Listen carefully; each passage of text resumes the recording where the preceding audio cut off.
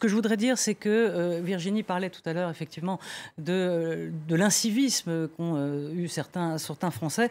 Je crois que c'est l'importance aujourd'hui et la nécessité de faire confiance aux scientifiques.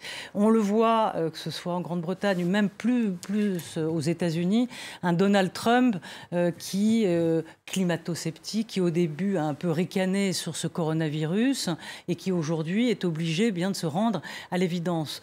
Donc, beaucoup de pays populistes qui n'ont pas voulu voir la gravité ou qui ont essayé, en tout cas politiquement, de faire ce qu'on appelle du populisme sanitaire.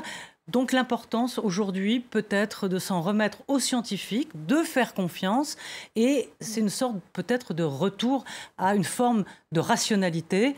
Est-ce que c'est une confiance dans les élites? Pas forcément, en tout cas. Ou le pouvoir, c'est lui qui est en tout cas la chaîne de transmission avec les scientifiques. Et je pense qu'il est important aujourd'hui de faire confiance à ces épidémiologistes, ces virologues. Je rappelle que nous sommes le pays de Pasteur.